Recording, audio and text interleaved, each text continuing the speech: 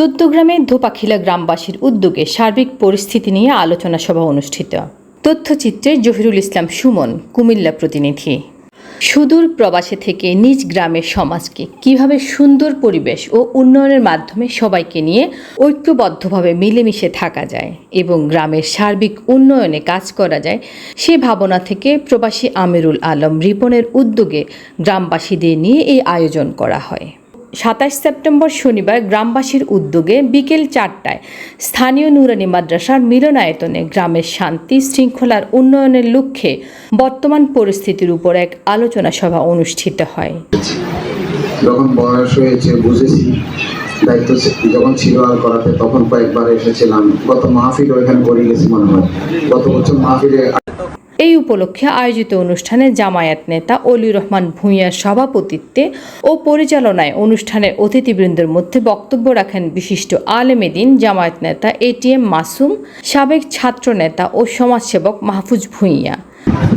এরপরে হলো আপনার একটা সমাজ 10 জন খারাপ লোক কখনো একটা সমাজকে নষ্ট করতে পারে না। 90 জন ভালো লোক ওরা সমাজকে নষ্ট করে।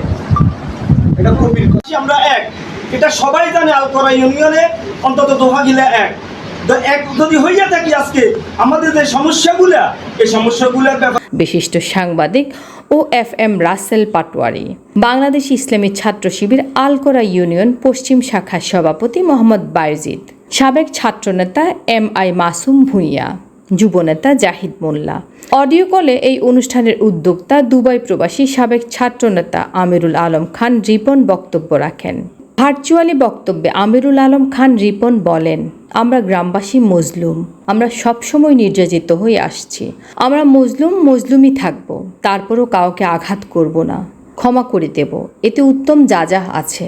আমাদের গ্রামে অনেক বিশিষ্টজন আছেন, ডাক্তার, আইনজীবী, সচিব সহ অনেক বিশিষ্ট ব্যক্তিবর্গ আছেন।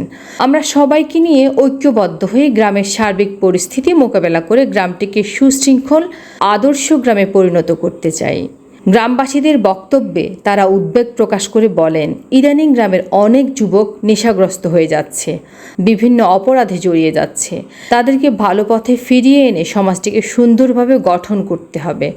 গ্রামবাসীদের পক্ষে বক্তব্য রাখেন ধোপাখিলা উচ্চ বিদ্যালয়ের সাবেক ভারপ্রাপ্ত প্রধান শিক্ষক মোহাম্মদ জাফর আহমেদ, মোহাম্মদ শফিকুর রহমান, হাফেজ আনোয়ার হোসেন, যুবনেতা মোহাম্মদ ইউনুস ভূঁইয়া ও মিজানুর রহমান, হাফেজ সালাউদ্দিন। এ সময় আরও উপস্থিত ছিলেন মাস্টার আব্দুল মান্নান ভূঁইয়া, বিশিষ্ট সাংবাদিক জহিরুল ইসলাম সুমন, যুবনেতা আবু সায়েম, ছাত্র শিবির আলকরা ইউনিয়ন পশ্চিম শাখার সেক্রেটারি মোহাম্মদ আলভি, কুলাসারা মাদ্রাসা শাখার সভাপতি হাফেজ জাসিদুল ইসলাম ভূঁইয়া, যুবনেতা মোহাম্মদ ইয়াকুব ও স্বপন সহ এলাকার গণ্যমান্য ব্যক্তিবর্গ উপস্থিত ছিলেন।